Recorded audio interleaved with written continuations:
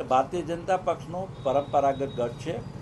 અમારા તમામ શ્રેણીના કાર્યકર્તાઓ અમારું 1 થી 1.5 મહિના પહેલાં અમારું ભારતીય જનતા પક્ષનું લોકસભાનું ચૂંટણી મધ્યસ્થ કાર્યાલય ખુલી ગયું. ગુજરાતમાં 26 બેઠકોના કાર્યાલય ખુલી ગયા. ત્યારે કોંગ્રેસના હજી ઉમેદવાર નિશ્ચિત કરવાનો બાકી છે. અમે તો તૈયાર છીએ. આ લોકશાહીના ચૂંટણીના રણ મેદાનમાં કોંગ્રેસ કોઈ પણ વ્યક્તિને નહીં આવે. પરાજય એમનો નિશ્ચિત છે. એમનું રાષ્ટ્રીય નેતૃત્વ પણ આવે. કહી શકીએ કે અનેકવાર દર્શને આવતા હોય છે, ભલે ચૂંટણી લડવા પણ આવે. પરાજય એમનો ડંકાની ચોટ ઉપર નિશ્ચિત છે. કાંઈ વ્યક્તિ વિશે વાત નથી કરવી.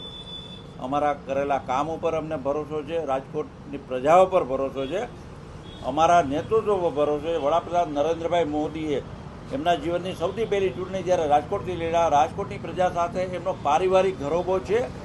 આવા નરેન્દ્રભાઈ જ્યારે દેશના લોકલાડીલા વડાપ્રધાન હોય, વિશ્વના સર્વાધિક લોકપ્રિય પ્રશાસક હોય, નેતા હોય, ત્યારે ગુજરાતની પ્રજાએ નક્કી જ કર્યું છે 26 બેઠકો નરેન્દ્રભાઈની જોડીમાં આપી. ત્યારે રાજકોટના રાષ્ટ્રવાદી માનસિકતા ધરાવતા, વિચારધારા ધરાવતા મતદાતાઓ, પ્રજાજનો એક જ વાક્યમાં કહું, ભાજપનો વિજય 5 થી 7 લાખ વચ્ચેની લીડ સાથે નિશ્ચિત છે. કોંગ્રેસનું કોઈ પણ નેતા આવે એમનો પરાજય નિશ્ચિત છે. એમને જે કાંઈ નામો નક્કી કરે, જો અને તોની રાજનીતિ ચાલે છે. ઉમેદવારો સૌરાષ્ટ્રમાં નિશ્ચિત કરવામાં બહુ કઠણાઈઓ પડે છે. રાજકોટમાં જ આ જ પરિસ્થિતિ છે.